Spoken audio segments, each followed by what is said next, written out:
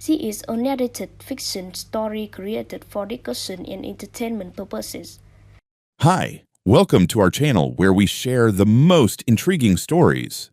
I came home bone-tired, craving nothing but a hot shower and my own bed, only to find my bridge, the one my grandfather built, sealed off by a gleaming HOA gate I never approved. That moment, I knew one thing. They'd started a war on the wrong damn man. I was bone-tired, covered in a thin layer of highway dust and stale fast food regret when I finally turned off the main road and onto the gravel trail that curved toward my property. The sun had dipped just below the ridge, leaving the sky smeared in orange and indigo, and Pine Creek's current murmured somewhere in the darkening valley below. I'd been away for 3 days, a conference on rural bridge preservation in Gunnison, where I presented my design for a modular cantilever repair system to a room full of underpaid county engineers who pretended to care. All I wanted now was a hot shower, a steak, and a night in my own damn bed. The road narrowed as it always did before the bridge, tires crunching over old gravel as I rounded the bend, and then I hit the brakes. There it was. Right at the head of my private bridge, a steel arm barrier gate gleaming under the last light like a smug middle finger. Mounted on a metal post next to it was a glossy sign that looked freshly bolted in. Private HOA property. Access restricted to Timberview Ridge residents only. I sat there for a full minute, engine idling, heart rate climbing. I glanced around, half expecting Ashton Kutcher to jump out of the bushes with a camera crew. But it wasn't a prank. My name was nowhere on that sign. And my bridge, the one my grandfather built in 1974, and I reinforced myself in 2013 with $6,000 of my own money, was now blocked by something that looked like it belonged at a luxury golf resort. I got out slowly, walked up to the barrier, tapped the metal frame with my knuckle. Solid, electric, probably remote controlled. I crouched down, checked the base. There was a battery box and what looked like a cellular signal module. Someone had dropped serious money on this. And not someone with a clue either, because this bridge, this entire stretch of land is mine, not figuratively, not emotionally, legally, surveyed, recorded, taxed, and titled. I reached into my truck and pulled out the thick file I always kept in the glove box. Call me old school, but I don't trust cloud backups for documents older than I am. Open to the site map. 60 acres, my name on every parcel, with the bridge clearly marked as private access road, reinforced concrete span, constructed 1974. Owner, Milo Haynes. Just to be sure I hadn't wandered into an alternate dimension, I checked my GPS. Nope, still Milo's land, still my bridge, still the same goddamn road I've driven twice a day for the past 15 years. I tried walking the perimeter. No back road, no temporary detour. The bridge was the only access across Pine Creek. The HOA, those smug suburban bureaucrats who ran Timberview Ridge like their own miniature Vatican, had effectively walled me off from my home. I called the HOA number listed online. It rang, went to voicemail. I left a calm but pointed message. This is Milo Haynes. Someone has installed an unauthorized access control gate on my private bridge. This is trespassing and interference with property rights. I suggest immediate removal before I involve the sheriff. 10 minutes later, my phone rang. It was her, Karen Barlow. The tone of her voice could have frozen magma. Mr. Haynes, she said. The gate was installed under HOA Resolution 38C. The bridge now falls under Timberview Ridge Infrastructure Authority. You'll need a resident code to access it. I blinked. What the hell are you talking about? That bridge is on private land. It's not, and has never been, under your jurisdiction. She sniffed. That may have been the case historically, but the board voted unanimously to reclassify the bridge as a community access route. It services Timberview Ridge residents and intersects our eastern boundary. Are you on drugs? I asked bluntly. You can't vote yourself ownership of land. That's not how property law works. Mr. Haynes, she said sharply, if you attempt to bypass or damage the gate, I will have no choice but to report you to local authorities for tampering with HOA infrastructure and creating a public safety hazard. She hung up. I stared at the screen in disbelief. Then I laughed, the kind of bitter, exhausted laugh that means something inside you just cracked a little. I called the sheriff's department, explained the situation. Deputy Hendricks agreed to meet me at the site. He arrived about an hour later, floodlight rig on the front of his rig casting eerie beams across the creek. I showed him the title, the maps, the pictures, my bridge, my land.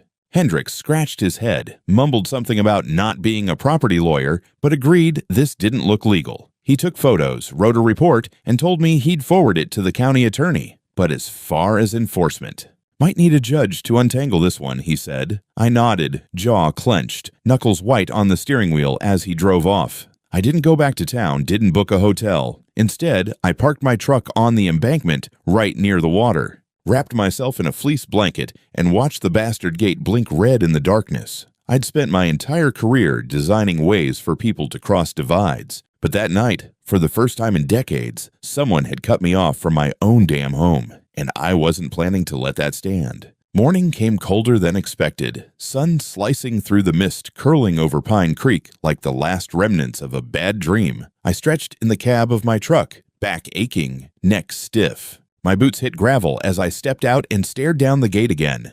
Still there, still blinking like it owned the damn world. I wasn't in the mood for breakfast. First thing I did was drive into Montrose County to file a formal complaint at the Department of Land and Transportation. The woman behind the glass partition looked at me like I'd walked in wearing a tinfoil hat until I slapped my folder down and pointed out where the HOA had effectively blockaded me from my own home. She leaned forward real quick after that. I left with a stamped intake report, a case number, and the number of a county investigator named Russell Dunbar who promised to expedite document review. It wasn't much, but it was something. Back on the road, I wasn't feeling patient. I swung by the equipment rental yard, flashed my license, and walked out with a permit and a contract for temporary construction gear. By the time I made it back to the southern ridge near my bridge, a flatbed was following me with concrete barriers and steel fencing strapped down like oversized toys. I paid the crew double to haul it over and set it up within the hour. They didn't ask questions. I like those kinds of people. We dropped the barriers on the opposite side of the bridge, the HOA-facing side. 3-ton concrete blocks reinforced with a detachable gate panel I could access if I needed to cross from my end. The irony wasn't lost on me. If Timberview Ridge wanted to play siege warfare, I was more than game. By sundown, their shortcut was sealed. The next morning, my phone lit up with a barrage of calls, one from a resident named David Ewing, who'd apparently used the bridge as a shortcut to get his kids to school, and now had to detour nearly an hour through winding back roads. "You can't just close the community access, man," he snapped. "It's not community access," I said flatly. "It's my damn bridge." He paused. "That's not what Karen told us." I almost felt sorry for the guy. Almost. 2 hours later, Karen herself called. "I see you've added unauthorized obstructions to the shared thoroughfare," she said coolly, like we were arguing over lawn ornaments and not private property law. "I'm securing my land," I replied. "And your gate? That's coming down soon, too." "Count on it," she sighed, the kind of exasperated breath bureaucrats reserve for people who refuse to roll over. "Mr. Haynes, the HOA board already voted. The bridge is part of our transit plan. The residents depend on it. If you insist on this behavior, I'll be forced to escalate." "Escalate away," I said. "Just remember, I've got the deed and the patience of a pissed-off mule." I hung up. Then I called the sheriff again. Hendricks returned, this time with a deputy in tow. I walked them through the new barriers, showed them the receipts, explained that I was protecting my property while the legal mess was being sorted. "No threats, no confrontation," I said. "Just concrete documentation and a whole lot of principle." They nodded, took more pictures, wrote another report, promised to speak with the county attorney again. By sunset, someone had thrown eggs at one of my warning signs. Cute. By the third day, I knew something stank worse than a wet raccoon under the porch. The county still hadn't called me back, but a manila envelope showed up on my temporary mailbox. No return address, just Pine Creek Corridor Zoning Adjustment Notice. I opened it on the tailgate of my truck. Inside was a map, freshly printed, modern formatting, the kind you only get from someone with access to county GIS tools. My bridge was marked as Historic Community Pathway, Access Route 12B. A big red boundary line now encircled the northern end of my property. According to this little piece of fiction, Timberview Ridge HOA had annexed the bridge and 20 feet of land on either side. My name wasn't on the legend. I called Russell Dunbar at the land department, got his voicemail. Again. So I drove into town, walked right past the front desk, and asked to see him. Russell was younger than I expected, late 30s, hair like a chia pet in molting season. He looked nervous when I showed him the map. "Where did you get this?" he asked. "It was hand-delivered, no return info." He swallowed. "Well, that's not supposed to exist. We haven't updated the Pine Creek files in over 10 years. That map isn't ours." I raised an eyebrow. "So, who printed it?" He didn't answer directly, but he typed something into his terminal and stared a little too long at the screen. "Looks like there was a request filed last month by Timberview Ridge Association. Rezoning application, corridor realignment, road inventory amendment." Jesus, he leaned back in his chair. "They submitted a parcel overlay with altered metadata, claimed the bridge had been a community utility since the 80s, attached a memo referencing a non-existent easement agreement with your grandfather." "My grandfather was a welder from Nebraska who didn't know what an easement was," I said. "He built that bridge with rebar and spite." Russell looked sheepish. "It slipped through. Their filing included digital stamps that looked official, but now that we're looking, it's paper thin. Can I get a copy?" He nodded and printed out the full rezoning application. I left the office with a folder of lies and a heart rate that could power a lawnmower. Back home, I called Bill Fowler, my lawyer, an old college friend who owed me a few favors and hated HOAs more than I did. Within 2 hours, he confirmed what I suspected. The HOA had submitted fraudulent zoning adjustments, faked a communal access claim, and backdated a plat inclusion that never legally occurred. Then came the real kicker. Bill's paralegal, a very aggressive divorcee named Tanya, found the HOA's budget proposal for the upcoming fiscal year, public record stupidly posted online. It included a line item, Bridge Rehabilitation Initiative, $150,000. Contractor, Barlow Infrastructure Solutions, LLCI, didn't even have to ask. Barlow was Karen's idiot nephew, a guy who failed out of tech school and ran a glorified handyman crew from a warehouse full of scrap lumber and stolen orange cones. It wasn't just about control anymore, it was about money. My bridge, my property, was the centerpiece in a nice fat grift, wrapped in HOA stationery and sweetened with public funds from neighborhood dues. That night, I cracked a beer, sat by my driveway, and watched a Timberview SUV roll up, slow down, and then drive away once they saw the barriers still standing. I raised my bottle in salute. The gloves were off. I didn't sleep much that night. My mind kept replaying every phone call, every detail from that bogus zoning packet, every smug syllable out of Karen Barlow's mouth. I kept thinking, how far were they willing to go? Were they just greedy, or were they stupid enough to think I'd fold?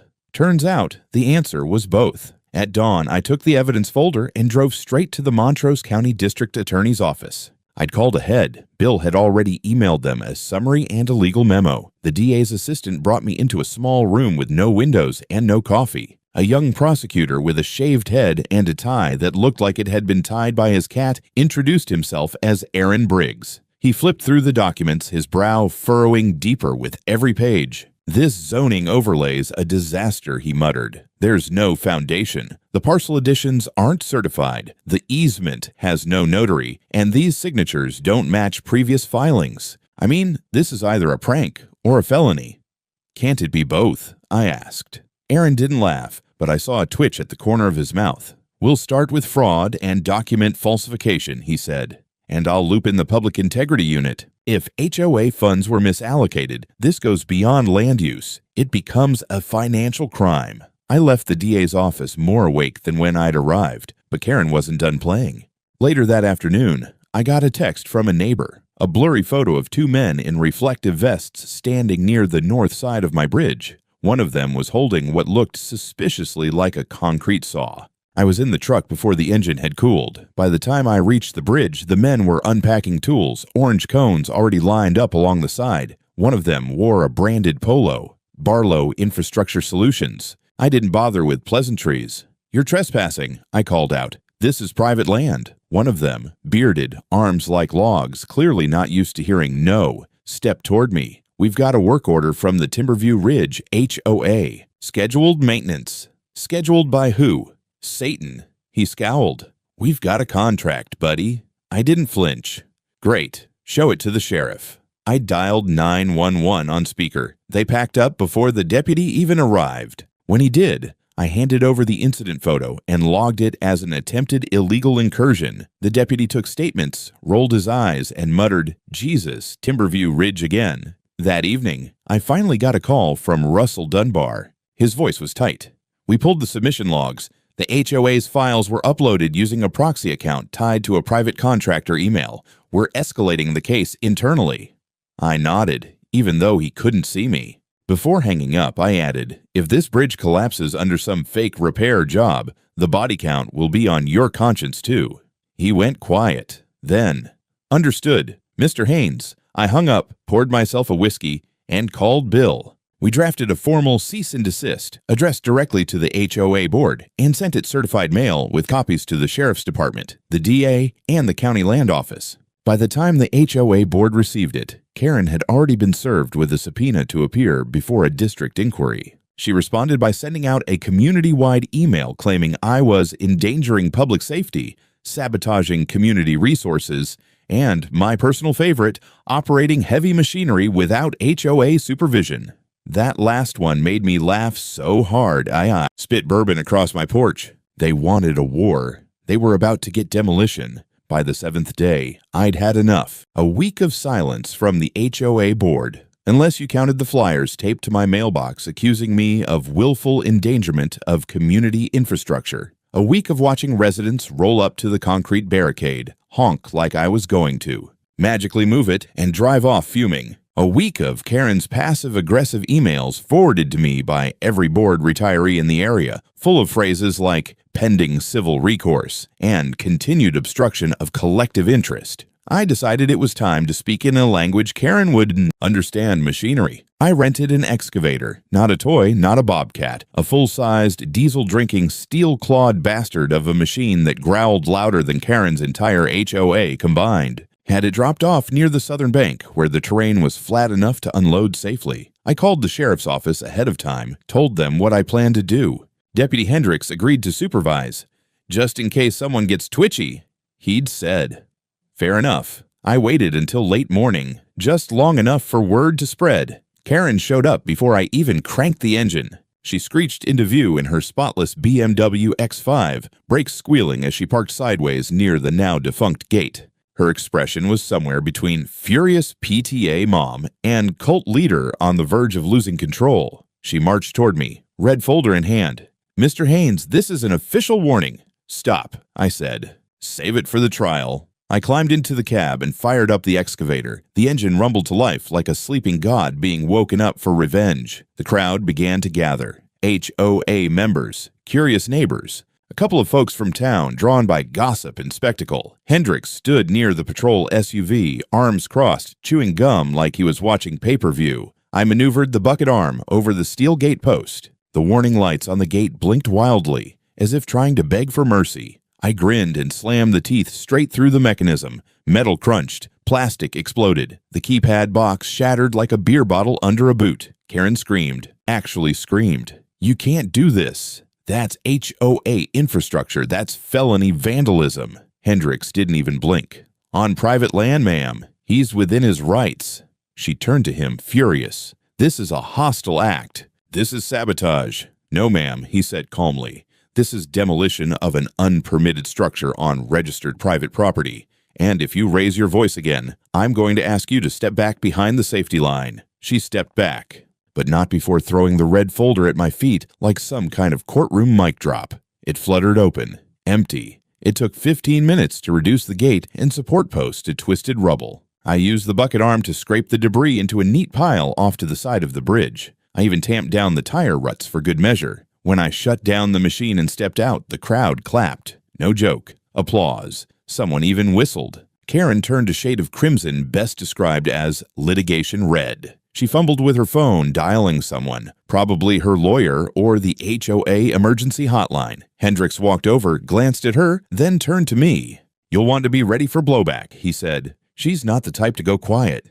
"I'm counting on it," I replied. That afternoon, I got a call from the district attorney's office.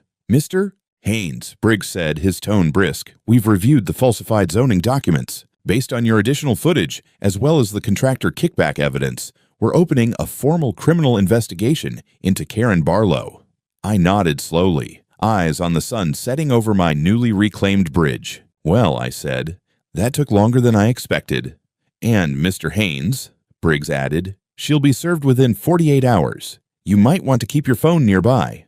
I smiled. "Oh, I plan to keep it very close." 2 days later, she was served. According to Bill, it happened at the Timberview Ridge HOA Community Center, right in the middle of one of their infamous Wednesday board meetings. Briggs' office sent a deputy marshal in plain clothes. He let her rant for a full 5 minutes about rogue landowners before sliding the envelope across the table. Witnesses said she went silent for almost 30 seconds. Unprecedented. The official charges were serious: falsifying government records, misappropriation of HOA funds, conspiracy to defraud a private property owner, and unlawful interference with restricted access infrastructure. It read like the table of contents in a white-collar crime novel, but the best part, the subpoena for her financial records. That meant everything she'd been hiding in HOA project budgets was about to get dragged into daylight. The news broke online before noon. Local paper ran it as a headline: HOA president accused in property fraud case. Below it, a photo of Karen standing behind a podium, mouth open mid-speech, looking like she just smelled bad cheese.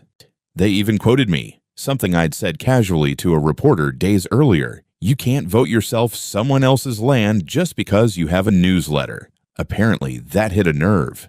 Timberview Ridge's next-door group exploded into chaos.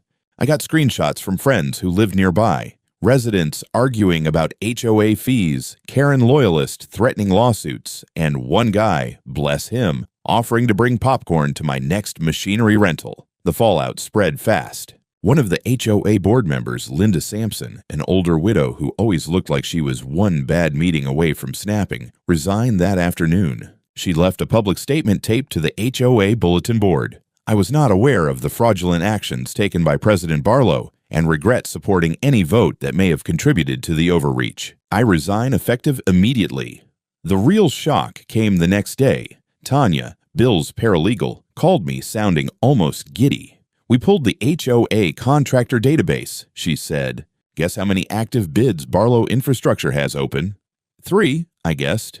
13, she said. And 6 of them were unapproved by the board, just rubber-stamped by Karen and one other guy. All roads. All imaginary. Turns out her nephew had been billing the HOA for inspections of infrastructure that didn't exist, trails that were never built, drainage systems that weren't real, and, of course, the crown jewel, my bridge. The DA's office froze the HOA's accounts that same afternoon. No one could touch a dime of the dues while the investigation proceeded. Karen went ballistic. She sent out a mass email claiming she was being politically targeted by disruptive elements and that the HOA was facing a coordinated smear campaign. It read like the manifesto of a suburban cult leader. All buzzwords, zero logic. She also filed a motion for a restraining order against me, citing aggression with heavy equipment. The judge laughed it out of court. That evening, I sat on my porch with a beer and watched a Timberview board member, the one who used to yell at kids for riding scooters too fast, walk by with a box of files and a haunted look in his eyes. He nodded to me. Didn't say a word. Didn't have to. I should have expected one last desperate move from her. Cornered animals don't lie down. They lash out. And Karen Barlow wasn't going quietly. It started with whispers. Tanya sent me a forwarded email chain between several HOA members titled Emergency Amendment Proposal, Parcel Absorption Vote. It was a PDF drafted like a ballot initiative, complete with official HOA letterhead and the usual legal fluff. A lot of whereases and furthermores, the short version. They were trying to retroactively vote my land into the HOA. I laughed out loud. Their logic, and I'm being generous calling it that, was that since the bridge primarily benefited Timberview Ridge residents, the land it occupied should be formally included in the shared use territory and fall under HOA jurisdiction through cooperative annexation. I showed it to Bill. He nearly spit coffee on his keyboard. "This is like voting to annex Canada because you like maple syrup," he muttered. But Karen didn't stop at drafting the fantasy. She moved forward with it, printed petitions, mailed them, handed them out door to door. Even recruited some poor high school kid to go around collecting signatures with a clipboard and a Timberview Ridge t-shirt like he was fundraising for Habitat for Humanity. I ran into the kid myself. He showed up on my property line, not the bridge, but the outer trail, holding out the petition like he was offering a Girl Scout cookie form. "You're standing on private land," I told him. "Back it up, Junior." He blinked. But I was told, "Tell Karen she can annex my ass." He backed off. That night, I took matters into my own hands. Again.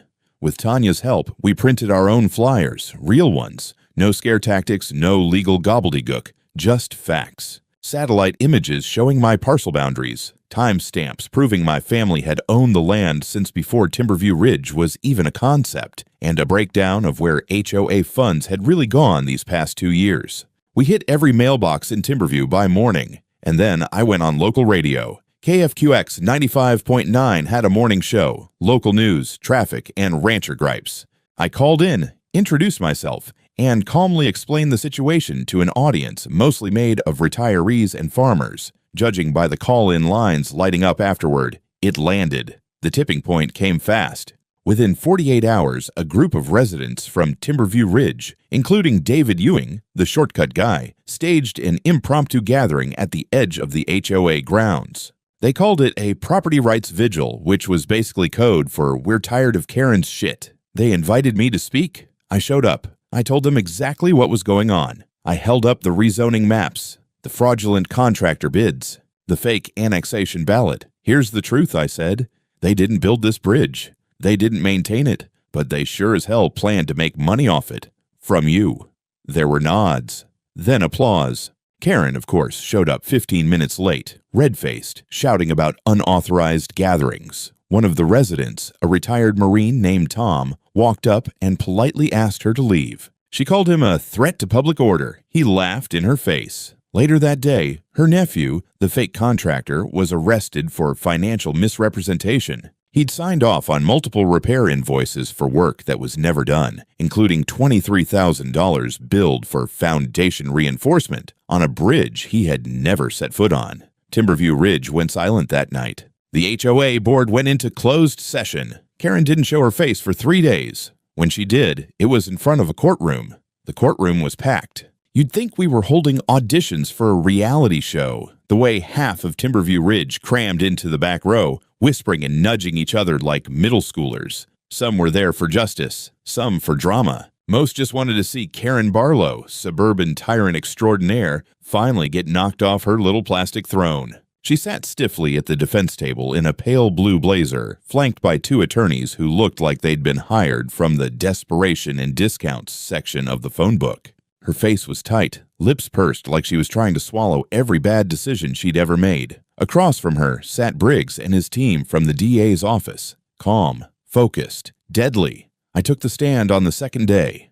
Briggs had me walk through the whole thing, from the day I came home to find the gate, to the fake zoning documents, to the discovery of the contractor grift. I laid it out plainly. No theatrics, just facts.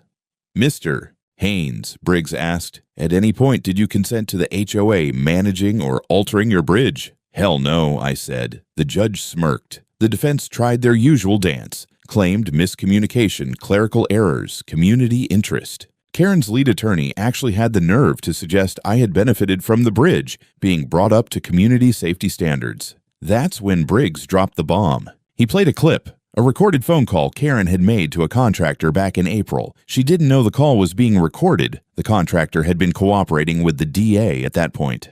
In it, she clearly stated, "It's not about the land, it's about the optics. If we control the bridge, we control access. He'll fold once the residents start pressuring him."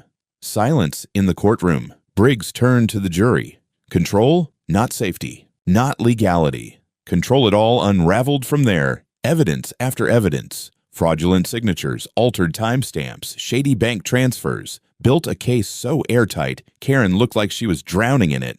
Her co-conspirator, the HOA treasurer, tried to backpedal on the stand. Claimed he didn't read the contracts closely. The jury didn't buy it. Neither did the judge. By day 4, the prosecution rested. Day 5, the verdict came in. Fast. Guilty on all counts. document fraud, financial misappropriation, conspiracy to commit property seizure, abuse of HOA authority. The judge didn't waste time. Sentencing followed 2 weeks later. Karen Barlow, 12 years in prison, no parole for the first 8. Her nephew, 9 years, plus restitution for every fraudulent dollar. The treasurer, suspended sentence, full cooperation agreement, and a personal fine of $180,000. As the bailiff led Karen out, she looked at me, eyes hollow, mouth tight. No apology, no recognition, just rage. I didn't flinch. After court, a news crew tried to shove a mic in my face. I gave them one line. She tried to steal what she didn't build. That's not leadership. That's theft. Then I walked out, past the crowd, past the reporters, past the rubberneckers who treated this like an episode of Judge Judy with higher stakes. I got in my truck, started the engine, and I drove home, across my bridge. The week after the sentencing, Timberview Ridge was quieter than I'd ever seen it. No HOA patrols, no clipboard check-ins, no chirpy newsletters stuffed in mailboxes about lawn height compliance or unauthorized bird feeders. The HOA board had gone dark. According to Tanya, only 2 members hadn't resigned, and both were now under investigation by the county auditor for willful negligence in fiduciary oversight. In other words, the whole machine was crumbling. I kept my distance, but the fallout found me anyway. Folks I hadn't spoken to in years started showing up. David Ewing came by first, awkward but sincere. "Didn't know how deep it went," he said, towing gravel like a kid confessing to stealing gum. "We just thought it was about shared access." "You were right." I nodded, offered him a beer. We didn't say much after that. We didn't have to. The county posted a public notice the following Monday. The HOA's accounts were frozen indefinitely, its board functionally dissolved, and an independent trustee had been appointed by court order to handle asset liquidation. Liquidation. It was a beautiful word in this context. Every HOA asset, the clubhouse, the maintenance vehicles, the golf cart fleet, the office furniture, even Karen's custom-built standing desk, was headed for auction. Proceeds to be divided between court-ordered restitution, legal fees, and resident reimbursements. I showed up on auction day with my arms crossed and a coffee in hand.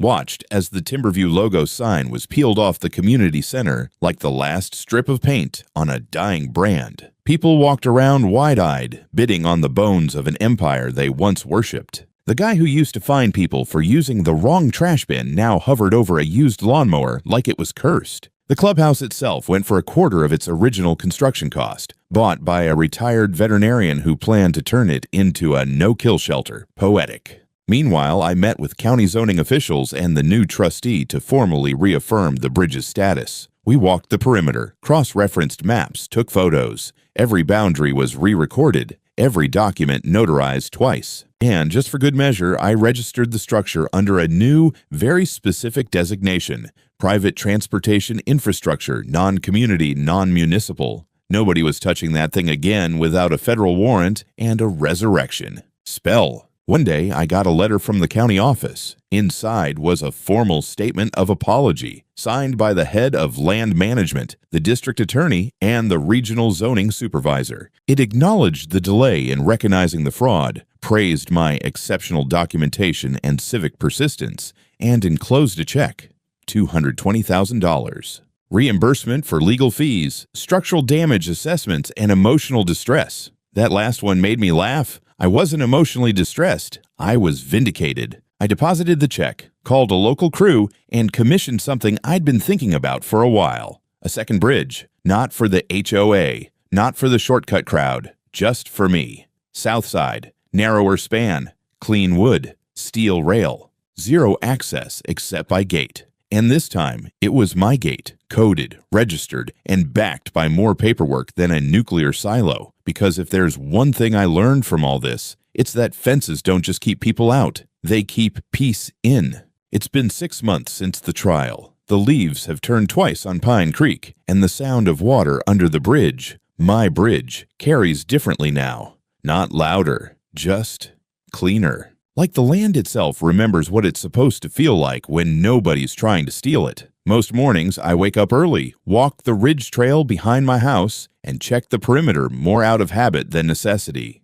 The new bridge stands sharp and proud just south of the old one. Matte black steel, cedar accents. A small sign at its mouth that reads, "Private Bridge, HOA Free Zone. Trespassers will be reported and ridiculed." People chuckle when they see it. That's the point. Karen's name hasn't been spoken aloud in Timberview Ridge for months. Her old house went on the market after the sentencing, sold at a loss to a couple from Denver who, rumor has it, made the HOA clause a hard no in their purchase terms. I can't blame them. That neighborhood has HOA PTSD now. They held a vote in April. Over 60% of the residents supported dissolving the HOA permanently. The motion passed. No more dues. No more fines. Just people trying to get along without a tin pot dictator barking about fence paint and lawn gnomes. Occasionally, I still get emails, some thank yous, some awkward "we didn't know" messages. A few neighbors have started calling me the bridge guy, which I kind of enjoy. There's even a local podcast that invited me on to talk about property rights and rural law. I declined politely. My bridges talk louder than I do. I keep a folder in my study now.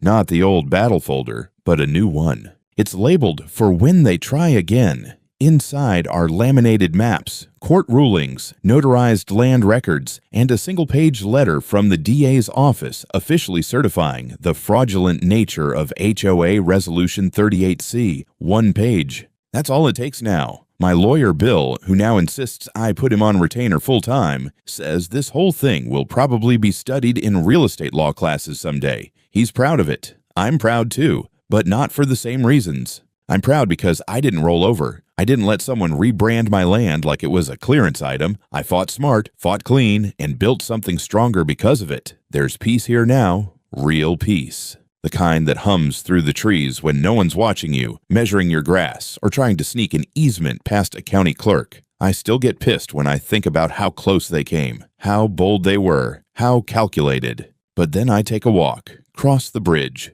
look back at the sign, remind myself who I am. I'm Milo Haynes, owner, engineer, bridge builder, and this land answers to me.